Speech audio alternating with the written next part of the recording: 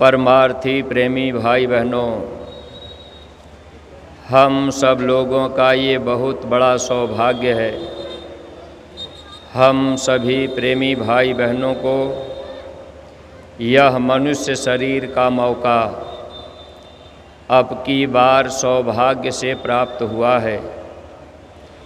दूसरा सौभाग्य हम लोगों का ये हुआ, हम सभी प्रेमी भाई बहनों को ऐसे समर्थ मालिक मिल गए।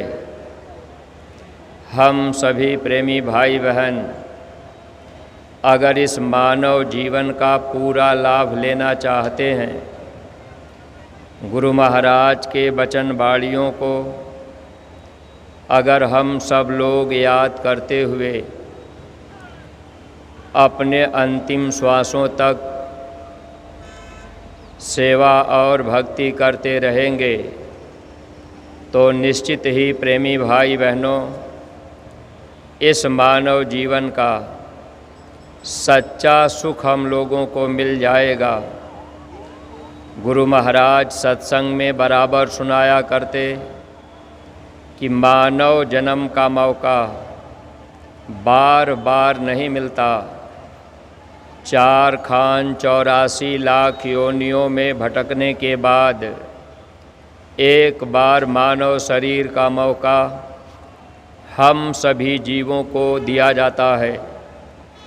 अगर इस मानव शरीर को पाकर मानव शरीर का असली काम क्या है, अगर हम लोग इसकी जानकारी नहीं कर पाए, सत्संग से हम आप दूर रह गए, तो यह मानव जीवन हम लोगों का पशुओं के समान धोखे में चला जाता।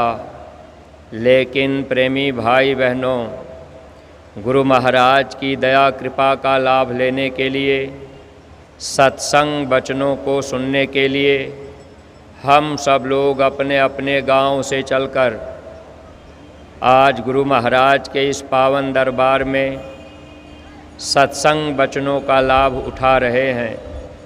लगातार 1 जुलाई से 5 जुलाई तक यह जो कार्यक्रम हो रहा, सिर्फ हम सब लोगों के हित और भलाई के लिए, ताकि हम सब प्रेमी भाई बहन गुरु महाराज के वचन वाणियों को अगर सुने रहेंगे, समझे रहेंगे, तो हम सब लोग इस संसार में मोह ममता में रह कर के भी माया की छाया में फंसे रहेंगे। अगर गुरु महाराज के वचनों को हम आप पकड़ लेंगे, तो धीरे धीरे हम सब लोग लोक और परलोक दोनों का सुख प्राप्त कर लेंगे। अगर हम लोगों के मन में ये भाव आ जाए कि हमें सत्संग से क्या मतलब है, सत्संग से हमको क्या लाभ मिलेगा, सत्संग में जाने पर हमारा कोई फ़ायदा नहीं हो पाया, तो प्रेमी भाई बहनों, अगर हम लोगों के अंदर किसी तरह का ऐसा कुभाव पैदा हो गया, तो हम लोगों का ये मानव जीवन धोखे में चला जाता है। गुरु महाराज ने हम प्रेमियों के हित के लिए इस स्थान को तैयार किया है, जिस स्थान पर आज हम सब लोग बैठकर गुरु महाराज के सत्संग वचनों को, उनकी वाणियों को सुनने का, समझने का प्रयास कर रहे परमार्थी प्रेमी भाई बहनों, अगर इस वचन को सुन करके हम लोग वचनों पर चलने लगेंगे, तो हम सभी प्रेमी भाई बहनों का यह मानव जीवन पाना सार्थक बन जाएगा। जब जब इस धरती पर धर्म का लोप होता है, जब मानव के अंदर से मानवता चली जाती है, इंसान इंसानियत को छोड़कर जब हैवानियत के रास्ते पर चलने लगते हैं, लोगों का खान पान बिगड़ जाता है, नज़रों में माँ बहन बहू बेटी की पहचान ख़त्म हो जाती है, तो ऐसे समय में धर्म का संदेश लेकर मानवता को वापस लाने के लिए कोई न कोई शक्ति आती रहती है। जब भी वो शक्ति आती है तो हम सब मानव आत्माओं को समझाने बताने का प्रयास करती है। लेकिन प्रेमी भाई बहनों, हम लोगों के मन में कहीं न कहीं से शंका उत्पन्न हो जाती है। हम सब लोग ये सोचने लगते हैं कि आखिर हम वहाँ क्यों जाएं? हम तो देश दुनिया में रहकर, घर परिवार में रहकर देवी देवता भगवान की पूजा पाठ करते रहेंगे। यह मानव जीवन पाना हम लोगों का सार्थक बन जाएगा, ऐसी सोच हम सब लोगों की बनी रहती है। लेकिन प्रेमी भाई बहनों, जब हम सब लोग महापुरुष के सत्संग वचनों को सुनते हैं और थोड़ा गीता, रामायण, कुरान, बाइबिल से मिलान करते हैं तो बातें सच्ची समझ में आ जाती हैं। फिर सच्चा रास्ता पकड़कर हम सब लोग भक्ति के मार्ग पे अगर चलने लग गए तो हम लोगों का ये मानव जीवन सार्थक बन जाएगा। देखिए प्रेमी भाई बहनों, जब इसी धरती पर भगवान राम का अवतार हुआ, भगवान राम के आने के पहले ही राम नाम इस धरती पर आ गया। लेकिन प्रेमी भाई बहनों, जब भगवान राम धर्म का संदेश लोगों को देने का प्रयास किए, रावण जैसे विद्वान को समझाने का प्रयास किए, तो समय पर भगवान राम की बात भी रावण जैसा विद्वान नहीं मान पाया। जब रावण जैसा विद्वान समय पर भगवान राम की बात को नहीं माना, परिणाम आपको मालूम है कितना बड़ा नुकसान रावण का हुआ। रावण के खानदान में कोई दीपक जलाने वाला नहीं बचा। जब इस धरती पर युग बदला, भगवान कृष्ण का अवतार हुआ, समय पर उस समय के लोगों ने भगवान कृष्ण की बातों को मानने के लिए तैयार नहीं हो पाए। उस समय भगवान कृष्ण पांडवों को साथ में लेकर धर्म की स्थापना कराए। 18 दिन तक महाभारत हुआ। देखिए प्रेमी भाई बहनों, जब कलयुग लगा तो इस धरती पर संतों का अवतार हुआ। संत इस धरती पर क्यों आए? हम सब जीवों को समझाने के लिए।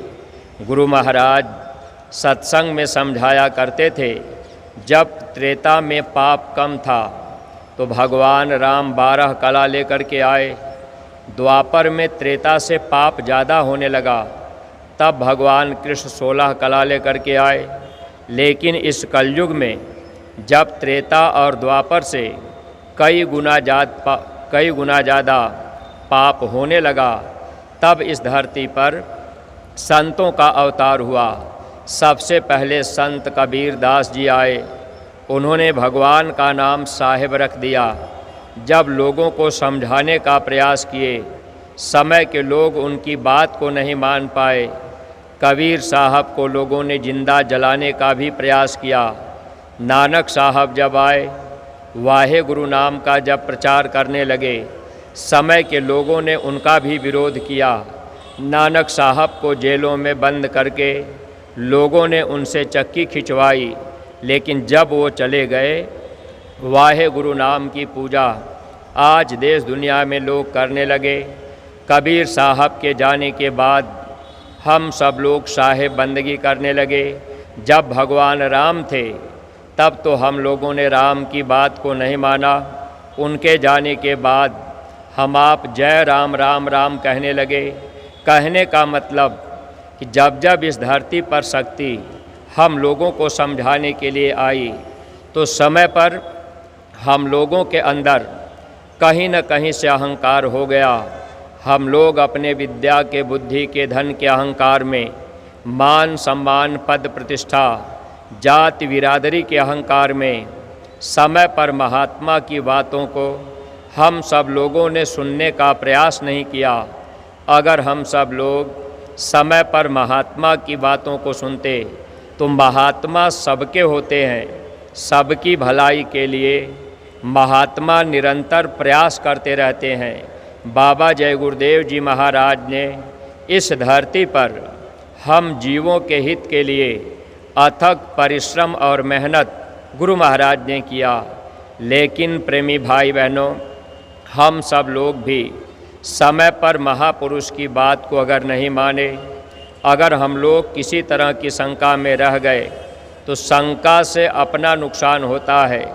जबकि महात्माओं ने इशारा भी किया था कि वक्त आगे ऐसा आ रहा है जब लोगों को इस जय गुरुदेव नाम से ही सुख शांति मिलेगी। लेकिन प्रेमी भाई बहनों, प्रभु के नाम पर शंका समय समय पर लोगों को होती गई।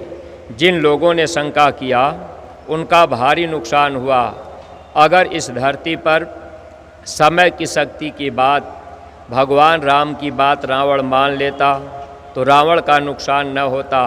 भगवान कृष्ण की बात अगर दुर्योधन मान लेता तो इतना बड़ा महाभारत न होता। लेकिन प्रेमी भाई बहनों, अगर हम सब लोग गुरु महाराज के वचन बाणियों को नहीं मान पाएंगे, सत्संग वचनों को ध्यान से हम आप नहीं सुनेंगे, अगर महापुरुष के कहने में हम आप नहीं चल पाएंगे तो हम लोगों को भी धोखा खाना पड़ेगा। गुरु महाराज हम जीवों के हित के लिए अथक परिश्रम और मेहनत किए। हम सब जीव इस काल माया के देश में आकर जन्म मरण की पीड़ा में हम आप निरंतर दुख पा रहे हैं। तो महात्मा इस धरती पर क्यों आए? स्वामी जी महाराज सत्संग में इस बात को सुनाया करते थे, दुख में देखा तुमको जबहि, दया आई हम आए तबहि। जब हम सब जीव इस संसार में आए, यहाँ आने के बाद हम सब लोग कर्म के बंधन में फंस गए, अच्छे बुरे कर्म हम आप करने लगे। वैसे प्रेमी भाई बहनों, जब हम लोगों को इस मृत्यु लोक में लाया गया, हम सब लोगों के लिए कोई बंधन नहीं था।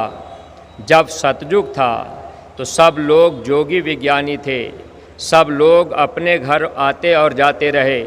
लेकिन प्रेमी भाई बहनों, जब हम सब लोग इस संसार में रहकर अब यहाँ पर जो भी कर्म हम आप करने लगे, अच्छे बुरे कर्म का विधान जब काल भगवान ने बना दिया, अब ये कर्म हम आप कर रहे, तो काल प्रभु ने अब हम लोगों को इस तरह से आज़ादी भी दे दी कि भाई आपको मेरी तरफ से पूरी आज़ादी है।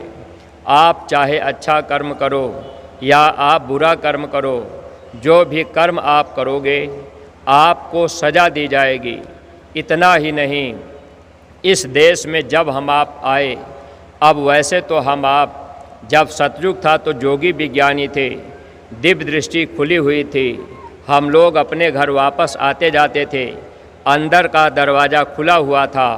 लेकिन प्रेमी भाई बहनों, जब काल भगवान ने कर्म का विधान बनाया और कर्म का विधान बनाकर हम लोगों को उन्होंने आज़ादी दे दिया, कर्म करने का अधिकार तुमको मिला, चाहे अच्छा करो या करो तुम बुरा, पेशी होगी जब भगवान के दरबार में, करने कोई सुपारिश न तेरा खड़ा, सोच लो इसका अंजाम क्या, जय गुरुदेव है नाम भगवान का, नाम से जिसका नाता रहेगा जुड़ा, हंसा जब जब उड़ा तो अकेला उड़ा।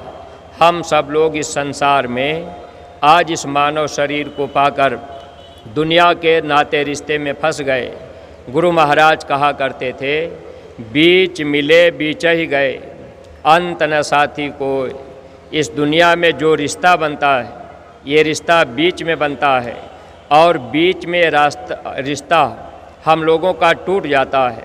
जैसे बेटे की शादी हो गई, अब घर में उसकी पत्नी आ गई, अब दोनों का रिश्ता बन गया, पति का समय बीच में पूरा हो गया तो पति चला गया, पत्नी का समय पूरा हुआ तो पत्नी चली गई।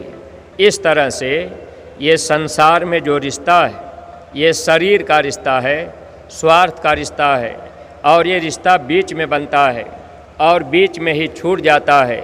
ऐ प्रेमी भाई बहनों, महात्मा जब आते हैं तो महात्मा हम लोगों को समझाने का प्रयास करते हैं। आज हम आप इस कर्म के रिश्ते में फंसकर, आज हम आप जाति बिरादरी में फंसकर, अब हम सब लोग मानवता को दूर रख दिए। हम लोगों के अंदर से इंसानियत ख़त्म हो गई। हम लोगों ने हैवानियत का जामा धारण कर लिया। चोरी, हिंसा, हत्या, पाप इस धरती पर बढ़ने लगा और इस कर्म को हम आप करने लगे। महात्मा इस बात को समझाने आते हैं कि हे इंसान, आपको ये मानव जन्म मिल गया। आप इस संसार में रहकर दुनिया के नाते रिश्ते में फंसकर अगर आप इस संसार में अच्छे बुरे कर्म करते जाएंगे तो कर्मों का फल फिर आपको भोगना पड़ेगा। चाहे हम आप अच्छा कर्म कर लें या बुरा कर्म कर लें, लेकिन कर्म फल हर जीव को भोगना पड़ता है। अगर हम सब लोग विचार नहीं कर पाए, महात्मा की बातों को नहीं मान पाए, तो जीवन धोखे में चला जाता है।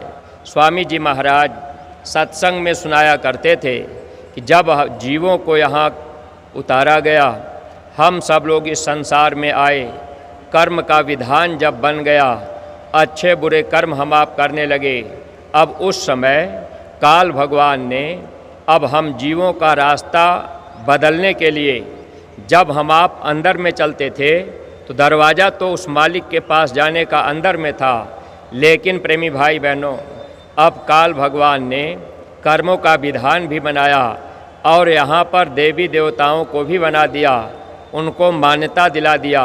स्वामी जी महाराज सत्संग में सुनाया करते थे, देवी देवा पत्थर पानी, पाप पुण्य में जीव अरुझानी। अब इस संसार में इतने देवी देवता, पत्थर में, पहाड़ में, नदी नाले में, गंगा में, जमुना में, आज हम सब लोग बाहर बाहर क्यों भटक रहे? मन में अंदर एक भाव बना है कि भाई हम उस मंदिर में चलेंगे, वहाँ हम थोड़ा पूजा पाठ कर लेंगे, हम गंगा स्नान कर लेंगे, हम वहाँ चल कर के दान कर देंगे तो हमको कुछ लाभ मिल जाएगा। प्रेमी भाई बहनों, इस संसार में शारीरिक सुख के लिए हम सब लोग बाहर बाहर पूजा में भटक गए, जबकि प्रेमी भाई बहनों, अगर हम आप बाहर बाहर भटकते रह जाएंगे तो कभी भी हम लोगों को सुख नहीं मिलेगा। मान लीजिए आज हम लोगों के पास अगर धन दौलत रुपया पैसा हो जाए, अगर हम आप एक बार निगाह उठा करके देखें, कोई करोड़पति है, किसी की 4 तल्ले की बिल्डिंग है, कोई एसी कमरे में रह रहा, तो अगर उनसे पूछा जाए तो दुख उनको भी है। यानी धन दौलत रुपया पैसा पा लेना ये सुख का कारण नहीं बनेगा। परमार्थी प्रेमी भाई बहनों, अगर महात्मा मिल गए, अगर हम आप उनके वचन को मान लिए, तो महात्माओं ने लिखा है अगर कोई सुख चाहता है तो सुख कहाँ मिलेगा, कैसे मिलेगा? तो महापुरुषों ने कहा सुखी संत का दास। अगर संत मिल जाएं, हम आप उनके दास बन जाएं, सेवक बन जाएं, हम लोग उनकी बातों को मानने लगें, तो हम आप इस संसार में कुछ समय, चंद रोज़ा ज़िंदगी में यहाँ भी थोड़ा सुख पा लेंगे, और जब इस शरीर का समय पूरा होगा तो ये आत्मा भी सुखी हो जाएगी। जन्म मरण के पीड़ा से हम सब लोग बच पाएंगे। अगर महात्मा जीवन में नहीं मिले, अगर मन में ये भाव पैदा रहा कि हम तो पूजा पाठ कर रहे, अब हम तो देवी देवता की पूजा कर रहे, कहीं मंदिर में जा रहे, तो प्रेमी भाई बहनों, ये तो काल भगवान ने हम लोगों का ध्यान बाहर कराने के लिए उन्होंने एक ऐसा विधान बना दिया कि हम लोग अच्छे कर्म करने लगे, मंदिर में चले गए, गंगा में स्नान किए, हम आप दान दक्षिणा दे दिए, मन में ऐसा भाव आ गया कि भाई हमने ये पुण्य कर्म कर लिया, हमने उनका भला कर दिया। अब ये भाव हम लोगों के अंदर आया। लेकिन प्रेमी भाई बहनों, अच्छा और बुरा जो भी कर्म हम आप इस संसार में करेंगे, इस कर्म का फल हम जीवों को भोगना पड़ेगा। अगर महात्मा जीवन में नहीं मिले तो कर्मों का फल भोगने के लिए जीव को नरकों में 84 में जाना पड़ता है। अगर महात्मा जीवन में मिल गए, हम आप गुरु की भक्ति करने लगे, तो फ़ायदा हम लोगों का क्या होगा? महात्माओं ने लिखा था, सोना काई नहीं लगे, लोहा घून नहीं खाए, बुरा भला जो गुरु भगत, कबहू नरक नहीं जाए। अगर गुरु जीवन में मिल गए, अगर हम आप उनकी भक्ति करने लगे, तो ऐसे जीव नरकों में 84 में नहीं जाते। ऐसे जीवों को महात्मा बचा लेते हैं, क्योंकि संत इस धरती पर कर्मों को माफ़ करते हैं। माफ़ी का दरबार संतों का होता है। इसीलिए अपने गुरु महाराज बाबा जय गुरुदेव जी महाराज ने ये गुनाहों की माफ़ी की मंदिर बनाई।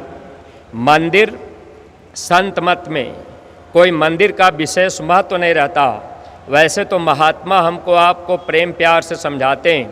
पूज्य महाराज जी सत्संग में आज हम लोगों को समझा रहे थे, हरि मंदिर यही शरीर ही है और मनुष्य शरीर ही भगवान का बनाया मंदिर है। लेकिन प्रेमी भाई बहनों, गुरु महाराज ने ये बाहर में मंदिर जो बनाई, ये गुनाहों की माफ़ी के लिए महात्मा एक स्थान तैयार करते हैं, ताकि उस स्थान पर लोग आने लगेंगे तो लोगों को लाभ मिलने लगेगा, लोगों के गुनाह माफ़ होने लगेंगे। मान लीजिए हम आप मानव जीवन में मांस मछली अंडा शराब खा पी लिए, हम लोगों ने कहीं कोई बुरा कर्म कर दिया, जाने अनजाने में नहीं जानकारी रही तो शराब भी पी लिए, किसी माँ बहन को बुरी निगाह से देख लिए, अनजाने में अगर कोई गलती हो गई, या हम आप जिह्वा के स्वाद में आकर या इंद्रियों के गुलाम बनकर अगर हम लोगों से कोई बुरा कर्म भी हो गया, तो महात्मा कर्मों को माफ़ करने के लिए एक स्थान तैयार करते हैं। गुरु महाराज ने जो मथुरा और खितौरा गुरु महाराज की जन्मभूमि है और ये मथुरा गुरु महाराज की कर्म भूमि है। इस स्थान पर रहकर गुरु महाराज ने इतना परिश्रम हम जीवों के हित के लिए किया और ये गुनाहों की माफ़ी की मंदिर स्वामी जी महाराज ने बनाई, कि ताकि देश दुनिया के लोग यहाँ आएंगे, जाने अनजाने में गलतियाँ हो गई, नहीं जानकारी रही, बुरे कर्म हम आप कर लिए, नहीं जानकारी रही, हम आप मांस खा लिए, जानकारी नहीं रही, हम आप शराब पी लिए। अब हालांकि रामायण और गीता में बातें तो लिखी गई थी, लेकिन प्रेमी भाई बहनों, हम आप किताबों को पढ़कर